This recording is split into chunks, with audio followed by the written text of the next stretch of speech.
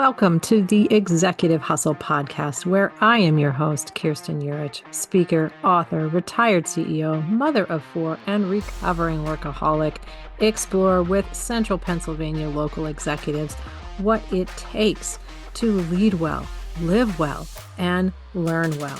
Understanding that leaders cannot survive, let alone thrive, without a spirit of curiosity, a discipline of accountability, and a disposition for vulnerability. Let's dive in. Welcome to the Executive Hustle podcast. With me today is my friend and president of Central Penn College, Dr. Linda Fedrizzi-Williams, also one of the most powerful leaders we have in our area, 3 years running. And she is one of the thought leaders changing education and its relationship to local businesses. Welcome, Linda. Thank you so much for having me and for that beautiful intro. I appreciate it. Excited to be here. Oh, I am very excited to have you and looking forward to diving into so many different topics. And, one of the ways listeners will be very familiar with, I often start with is I ask, did the 7-year-old Linda want to be a college president? But I'm actually not going to ask you that question because I was looking into your bio. I learned about Lynn Kelly. So radio host and DJ personality. Thread the needle. How did we get from radio host to college president? That's so funny. I loved performing as a kid. I was the 6-year-old writing plays and inviting neighbors to come to my house and like charging admission and then directing the play with all the other kids in the neighborhood and starring in the play, right? Like I loved singing and dancing. And as I was going through school, I really started liking sports. My brother's 10 years older than me, and he was a New York Giants fan. And so I became a football fan. And it was one day in 8th grade, I was giving a presentation in the front of the class. And it was in a history class. And the history teacher stopped me and he said, "You need to be on television news. Like you need to be a reporter." And I had never thought about that before. And he said, you're born to talk to people. And so when I went through college, or high school, I was thinking, well, what could I do with that? Should I be a sports reporter and try to report for the New York Giants? Should I be an entertainment reporter? So I started going to school for studying TV, radio, and film. And I was on the local cable news at 18 years old. Like I had an internship at the community college where I started. And of course, like always wanting to do more, I would be shadowing a reporter on the street for my internship. And then I'd say, "Can I try it? Like, can I hold the microphone? Can I edit the news story?" And I would raise my hand. I would edit the news for the anchors. And then I'd make a separate news report where I was the reporter. And the news anchor said, "You know what? Like, I like what you're doing, kid. Like, I like your ambition. We're going to use your story tonight." And so I started being this TV reporter at 18, 19 years old for the local station during the summers, because that's when I would do my internships.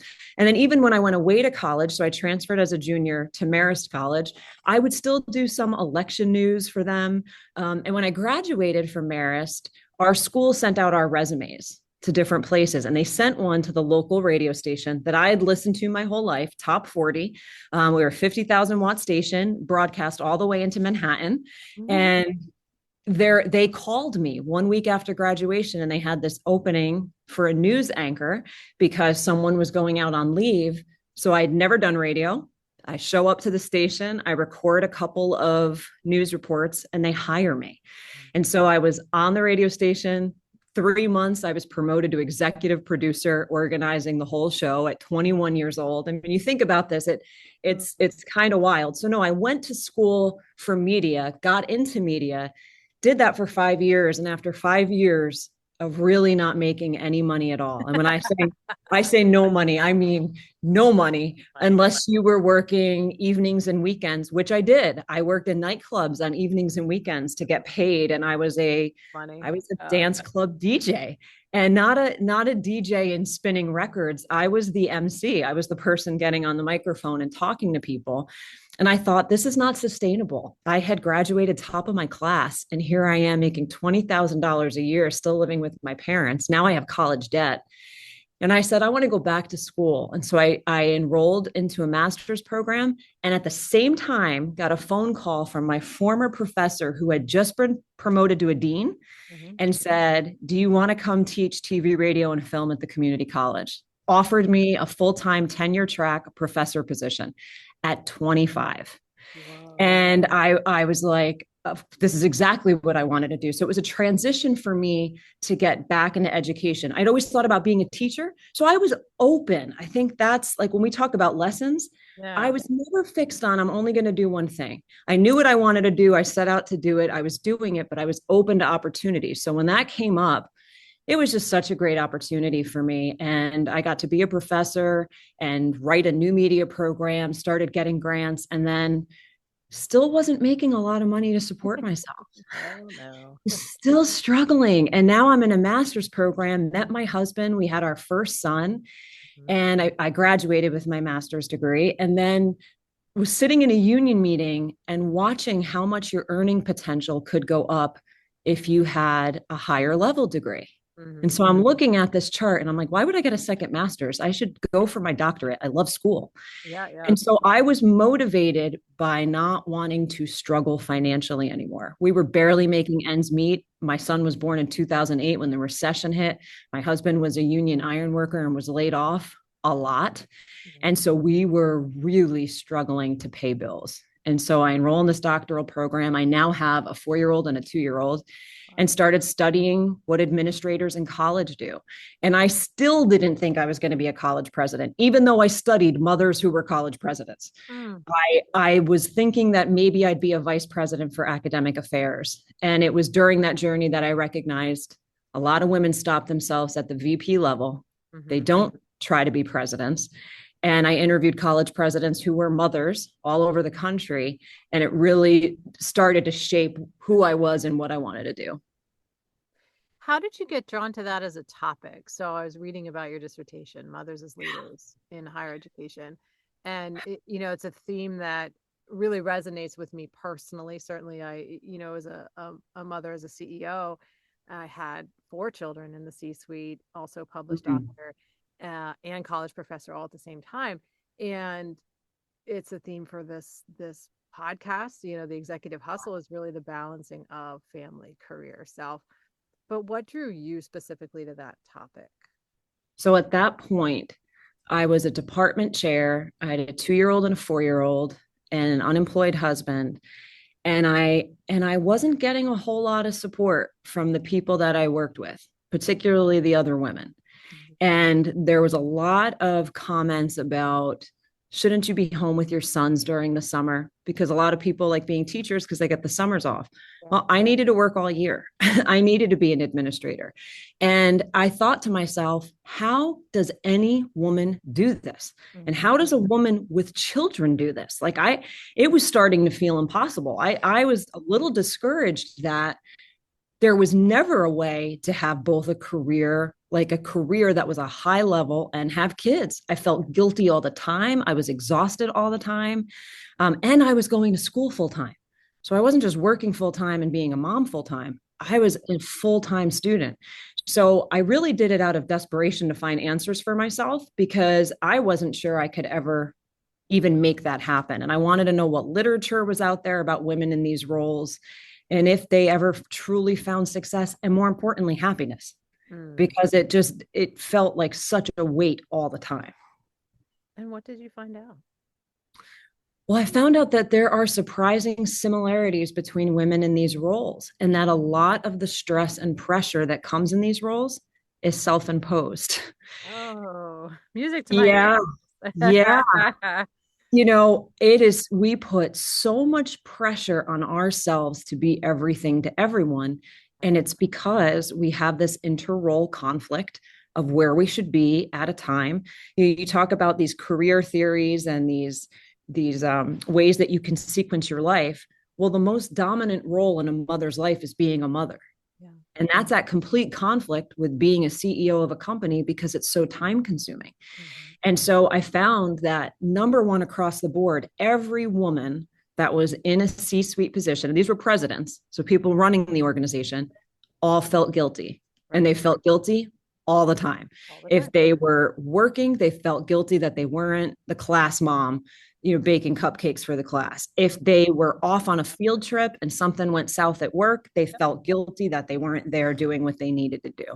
And so, yeah, it's a brutal feeling. So that was self-imposed, not asking for help. Yeah.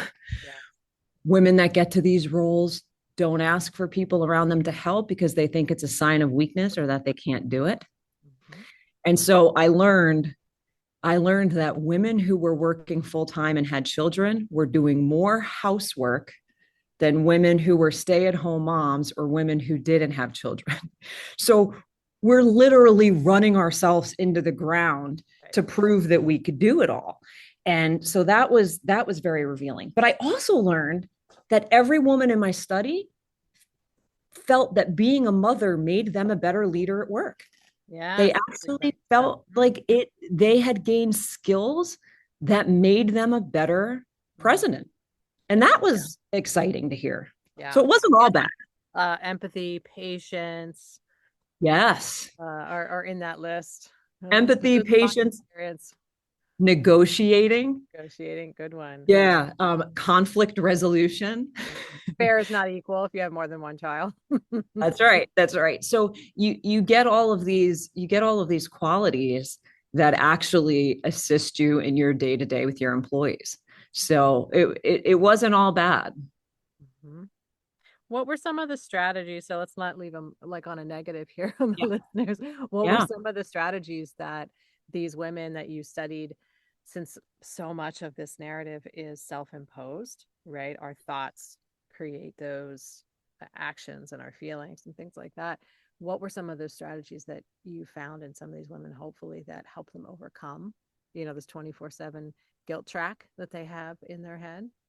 One of the most important things outside of asking for help, that's probably the first one, because we're just so resistant to it. And a lot of women in the studies, and there were a few women that were divorced in the studies that had their husbands either didn't like their success or they didn't have a way to continue to give their husbands what they needed. Like there was a lot of relationship tension, but they all came to grips with, we need to ask our spouses for help. We need to ask our VPs for help. Like you don't have to do it all. So asking for help was number one.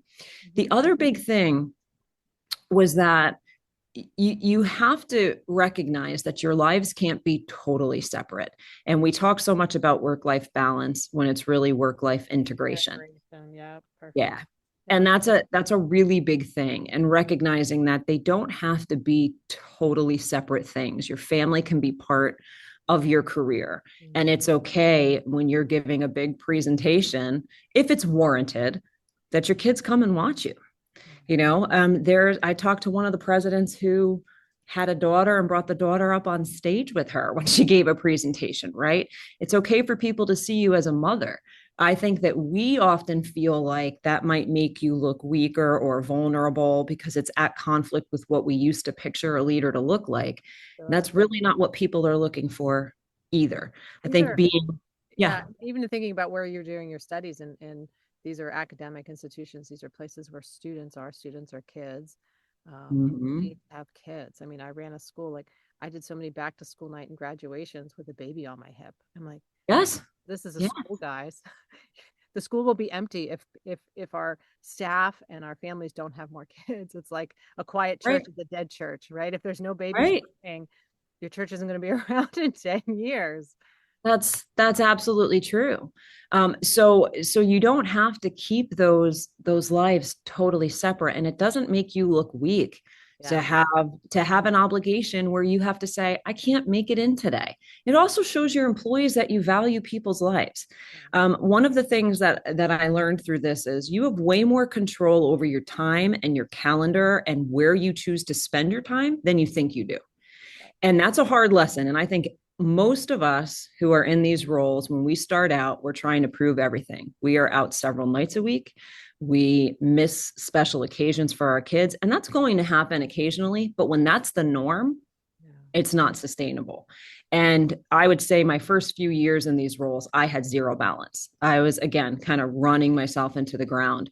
And then you realize I can set a limit that I only want to do one evening a week.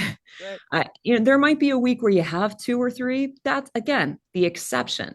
You can set a limit that, my son played lacrosse all last year, and I got it's a spring sport, and I received his schedule in October, I think. I put every game of his on my calendar, and I said to my administrative assistant, to the best of our ability, Mhm. do not schedule anything an hour before this game or during that game time, because I'm going to try to be at as many as I can.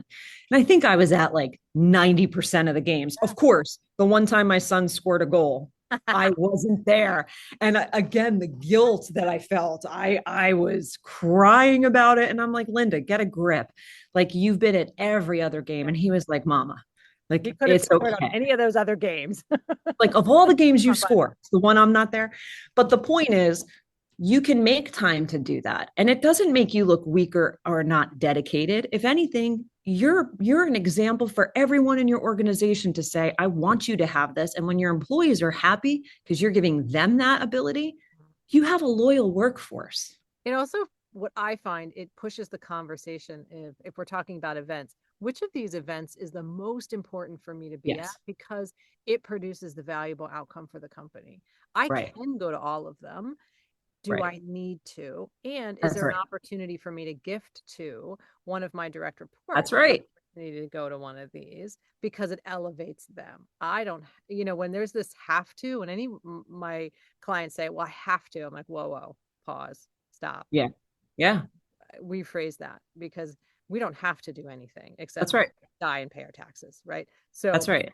let's back that up Mhm. and examine that phrase, because we've taken the control out of our own hands when we say those phrases. And I think what you're suggesting is, how do we take back that control to get the Right. balance and to get both of these priorities in our lives?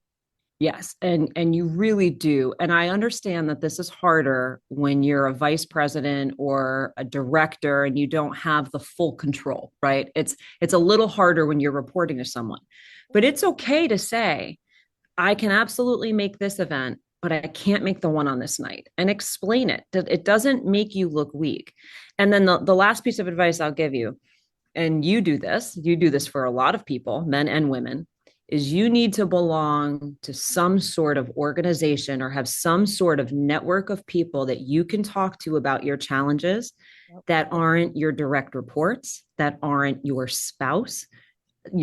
A spouse or a significant other was identified as the number one support in Mm. all the women in my study. However, each of them acknowledged that your spouse cannot be the person that you are going to every night and just dumping all of the nightmares that you dealt with for the day. Yeah. That still has to be your sacred significant other that you have special times with. They're not your confidant in everything. Of course, you're going to tell them the major things. Sure. You need a group of people. You need a mentor. You need a person that you can talk to and say, this crazy thing just happened. And is this normal? And I'm a little lost with how to do this. Yeah, Yeah, exactly. really critical, really Yeah, critical. because it blurs the lines for the spouse. They don't want to be your coach. They don't want to be your mentor. They don't want to be your No, therapist, no. you know. And those things are necessary at those high levels to balance all of the things that you're suggesting. Yeah, it really is. And it's important that you are not unloading on your vice presidents and directors and staff, because you Yeah. have to be the source of hope for them. Yeah, Yeah, we don't ventilate. We ventilate vertically or out into that safe space. We yeah, do not go yeah, inward or outward. And I exactly. love this focus on community.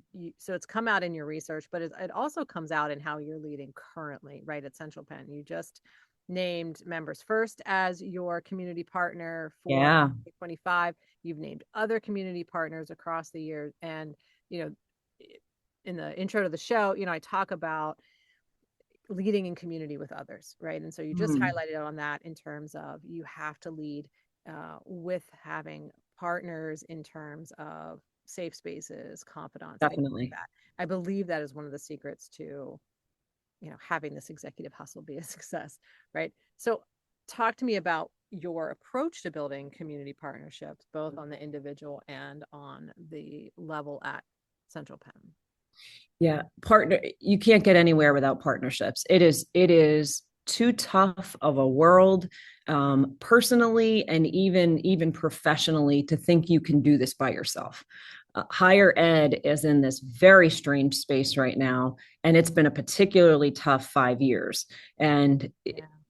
for all institutions, I don't think we could have gotten by if we didn't have Harrisburg Area Community College as a partner. That when we were looking to find more affordable books, we went to them and said, can we use your bookstore? Can we co-do this together? Yeah. We started leasing space to people on campus like Kareem's mission to say, you can have a home here, because they needed a home and we needed a partner.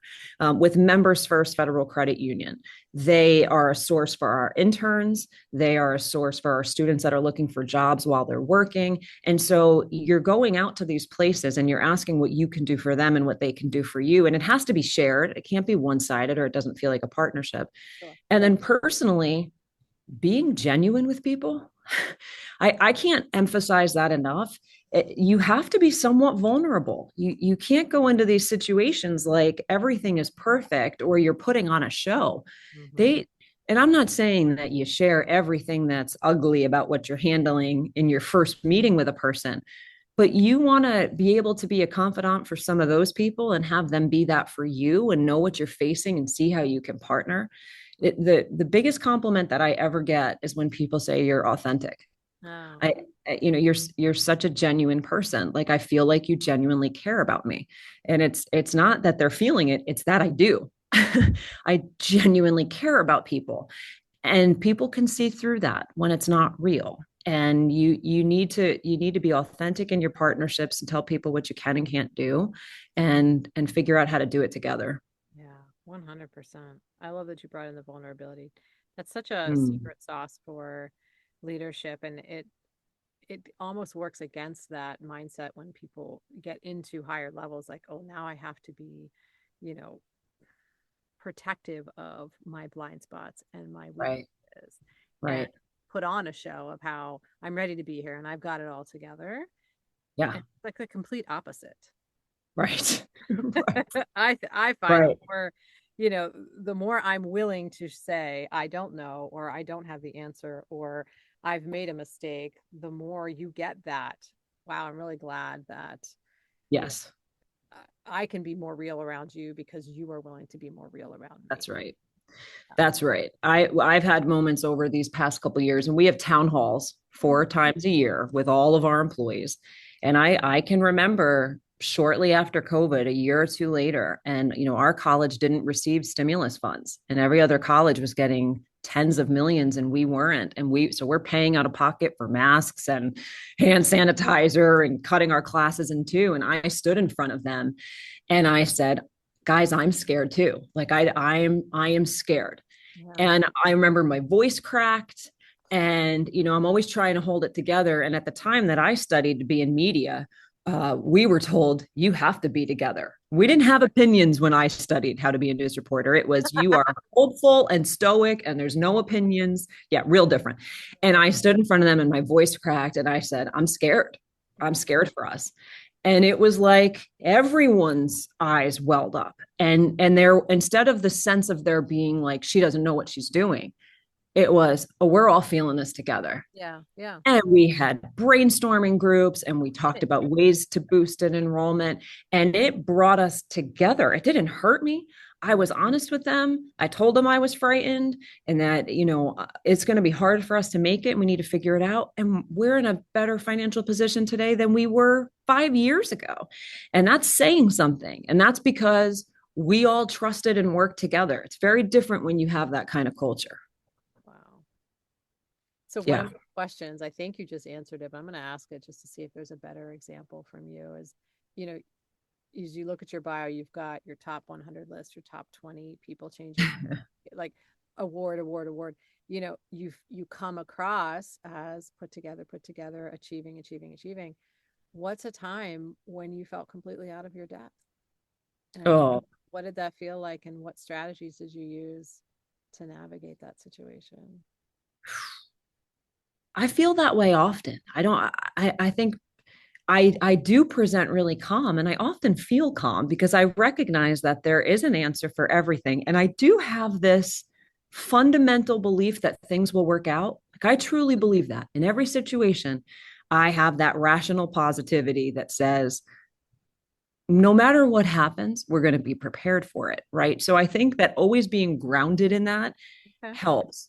But I will tell you, there was a time where our college was working towards a really big initiative that I had spent 5 years working on. Mm-hmm. And we were finally at the point in which we were going to make it happen. And it came down to needing a vote from another entity. It was a little bit out of our control. Mm-hmm. And because I felt out of my depth, because it was an area I hadn't done a whole lot of government relations. I should have, but I hadn't done that yet. And I trusted an outside consultant, and our board hired an outside consultant to be speaking on behalf of the college. And we did it with the right intention. The intention was, we are so stretched thin, and now we're in COVID and we're working on this initiative.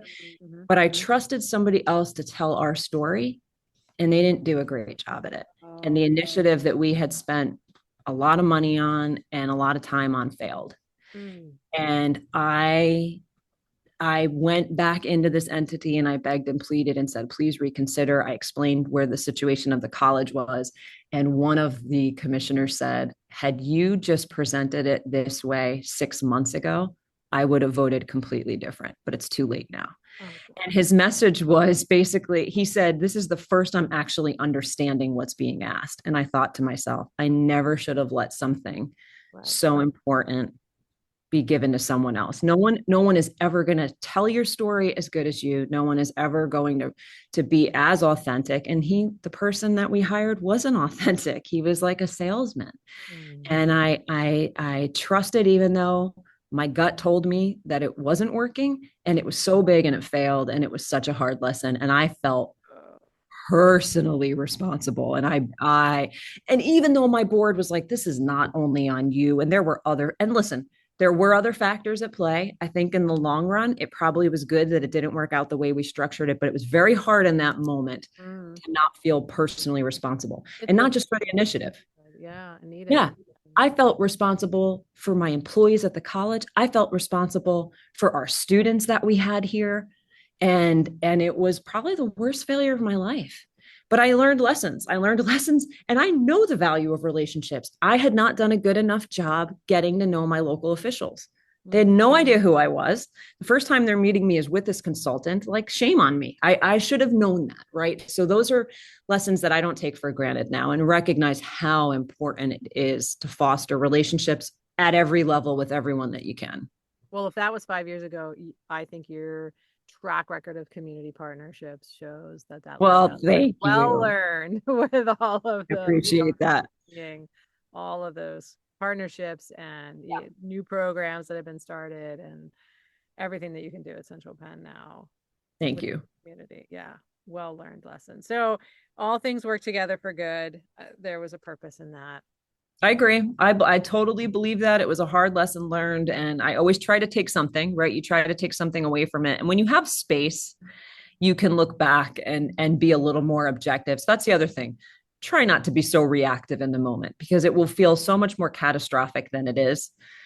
Things work out, you learn lessons, you move forward. And I just yesterday saw some of those people that voted it down. Mm-hmm. And it was like we were long lost friends. Hugging each other. Hello. The relationships are totally different. So you can move forward, and it can get better. Yeah. Yeah. You're involved in the community outside of Central Penn. You're on several boards, initiatives. Mm-hmm. How do you decide where to invest your time, influence as such a busy mom and professional? That's I struggle with that. I'm on 3 other nonprofit boards, and that's a lot. Yeah, I struggle with that. 2 board positions inside of that. And I'm often balancing, where does my time go? Is it time to step back? One I've been on for 13 years. Oh, yes, it is. Okay. It's time. It's time. I might have edited that one out. That's so funny.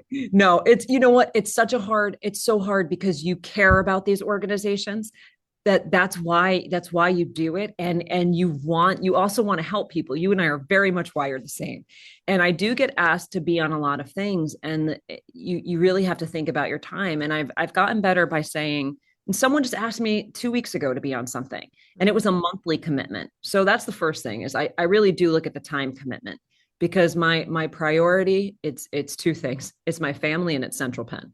Yeah. So how can I incorporate any other thing I'm doing into my family in Central Penn?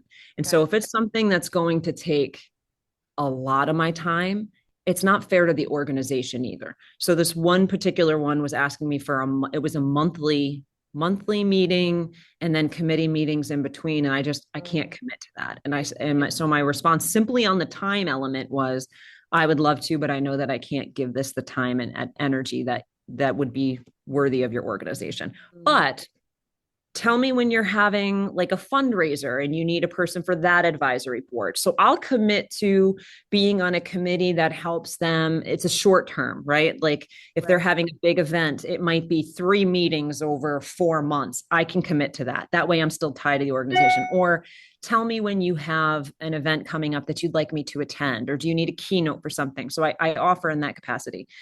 So the boards I'm on the Harrisburg Regional Chamber, and that makes sense because of where we're located, the business leaders I get to meet and partner with, time commitment's not too crazy. And then the other boards are really related to my job. And I did that intentionally because I want to be able to have an influence for our college with these organizations. So one is with the United States Collegiate Athletic Association, which is the conference our athletics belongs to.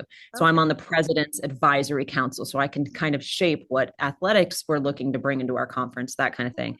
And then the other is with SEEK-U, which is career colleges, and it's their legislative committee. That has direct input on federal law that is going into effect for colleges. So I want to make sure that our voice is heard on that. So I'm very intentional about how is this going to help Central Penn? If it's a cause that I really love, if I can't give it the time commitment, like I said, I volunteer to help on committees or day events, or I donate or show up or participate how I can. Yeah. I love the reframe of that. So I can't do exactly what you're asking, but within these boundaries, here's what I can commit. Right. Right. So I'm 100% inside of this frame, which is not necessarily what you asked, but this frame fits my other 2 priorities. And within here, I'll be 100%, but I can't, because I think sometimes we think about these things, or at least I've seen it, evolved from the thinking of it's yes or no, right? Yes, I'm in, or no, I'm not. And I like to coach around, there's always a third option, guys. It's not. There is. Yes. This or that. There's always a third option. And if it's not immediately apparent, let's work to find out what it is. And at work, there's always good stuff. They appreciate that. Yeah. And that's ultimately what they're looking for. And you can offer, and then make sure, and I do this too, I'll go to their website and see what events they do have coming up and make sure I get a few on my calendar so that I'm showing up to show that I'm still a supporter and an advocate. Yeah. Well, and that you're so community minded. And I think that's just how you're wired. And that's a beautiful way in how you lead. I love that. Thank you. Yeah. So where do you see higher education going? It seems to be in a very different place now than it was 5 or 10 years ago. It is. There's some of us parents in the position of kids looking at higher education, looking at alternatives to higher education. What advice do you have for us parents out here drowning? It's hard. I know it's hard. And I've been in higher ed for 20 years. But I have a son who's a senior in high school, and I feel like I'm going through the same process of all of you, and I'm in the industry, right? The first thing I would say is the biggest change when you're asking about higher ed, the affordability factor is the number one barrier facing everyone. And it's so difficult and trying to navigate how college becomes more affordable. So when you're looking at the biggest changes, a lot of students are choosing certificates. A lot of students are choosing short-term programs of study, workforce development. It's very different now. Even the traditional aged 18 to 24-year-olds, they want to get in and get out and get in their careers. It's not necessarily like it was when we were going to school and you wanted to go away for 4 years and live on campus and party. It's not a one size fits all. Okay, that's a group of students. Those students still live and exist, but they are choosing the most exclusive colleges.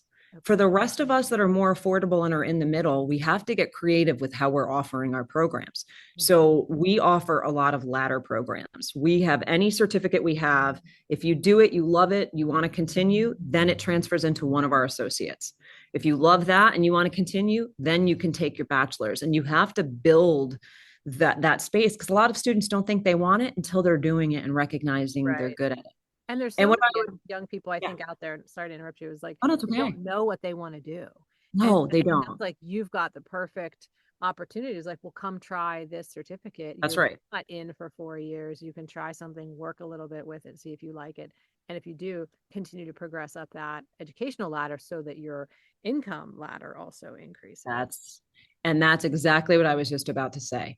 There's a lot of narratives about higher ed not being worth it. But if you are going to look at statistical data and you're going to look at earnings of a person over time, if you just have a high school diploma compared to a bachelor's student, you are earning 4 times less than what a bachelor degree seeking student receives. And over a lifetime, that really adds up. Now, I'm not talking about if someone goes into a trade and has a skill, but you need to be skilled in something. And so this narrative that you don't need it, which is really funny because a lot of people saying you don't need a college degree are college educated people. Right. And I have to shake my head at it because it is a disservice. I do agree it's not a one size fits all. So there are I have a daughter in the trades. So yes, I completely agree. My first graduate is studying as an apprentice for an electrician. So she's in the trades. My second daughter, she went to 4 years. She's looking at colleges and volleyball. So yeah, that's phenomenal. And we have so many in the region that we live in. There are so many options that you can be skilled or educated in a number of things. And I think that's really the goal. And when it comes to borrowing and student loans and financial aid, college debt in and of itself is not bad. It's when you have all that debt and you don't have a degree and now you're defaulting on your loans, that's when it gets to be really tricky. So I think explore all of your options, look what's out there. You can make the difference if you want to live on campus, don't want to live on campus, but there are a lot of things that you can do. Yeah, I love that. And it sounds like your college specifically is really trying to map your offerings to what the population is looking for, what the businesses are looking for, trying to bring the business communities to the population of students and expanding what your definition of a student is even. That's exactly right. And I would say the other big shift when you're asking about shifts in higher ed, it's that businesses and organizations are starting to invest more in their employees. So paying for tuition, or at least paying partially for tuition, that's a way that we're going to have a more educated workforce. Yeah, I love that. Linda, this has been a joy of a conversation. We've gone all over the place. I've just loved it. We could go on and on and on, but I do try to keep these at a reasonable time for our listeners. Yeah. So let me just sum up a couple of the main points I'm going to take from today. And the first one is from your early days of just, I raised my hand. I said, I think I can try that. And I was open to opportunities that were available to me and around me, and you made opportunities. So I think that is the first lesson for anybody at any level of leadership is don't wait. One of my favorite phrases is act or be acted upon. And so you acted. You're like, I raised my hand. I said, I can do that. I'm going to try it. I'm going to put it out there. And that created opportunities, that opened doors for you, that led to some amazing places. So that's point one I'm going to take away. Yes. The second certainly comes from all of the research and all of the integration of this women in leadership and the roles that we have. And something I talk so much about in whether it's just stuff I'm putting out on LinkedIn and things like that, or with my actual clients, is around these self-imposed narratives, right? Our thoughts have so much power. And just because we think it doesn't make it real. And that's right. We can work on those thoughts to create a different reality. And so the work that you did on that dissertation and some of those success factors for the women that came out the other side, clearly asking for help, integrating their home and their work life, and really managing that calendar around what's most important to them, really stood out to me. And the last point is going to be no one will ever tell your story better than you. Mm. You are the most authentic spokesperson for your company, your story, your team. And I think, unfortunately, you learned that really in a challenging way, but it's such a great lesson for people. And we often say, you don't delegate storytelling, you don't delegate culture. Right. And that just really came out in that story. So I hope listeners will take that to heart and not have to learn it the hard Me way. too. So if people want to learn more, Linda, about you or Central Penn College, how might they do that? Absolutely. There's a few different ways. If you want to reach out directly, you can email officeofthepresident@centralpenn.edu. That'll come to me. I'm happy to talk to anyone that wants more information. Centralpenn.edu is our website. There's everything on there. There's a speaking request form if you ever wanted to meet and talk with me for your organization. But there's information about our programs. If you are a parent, there are more options than just the standard 4-year degree. And here we have everything from certificates up to master's degrees. So come to centralpenn.edu. And you could also find me on LinkedIn, Facebook, Linda Fedrizzi-Williams. I love it. Thank you so much. I'll have Thank all you so much for having me. in the show notes. Oh, it's such a pleasure. Great. And for everyone else, keep living well, learning well, and leading well. We'll see you next time. Thank you. Thank you for joining me today for another great hustle conversation with the Central PA executive. You can find out more about my guest in the show notes. And if you liked the episode or have something to add to our conversation, please find me on Apple Podcasts, Spotify, or wherever you listen. Subscribe, rate, and review. Remember, leadership is best practiced in community. You know a leader who needs to hear something from this episode, so pay it forward and send it to them today. Don't wait. Until next time, the best leaders not only lead well, they live well and learn well. Bye now.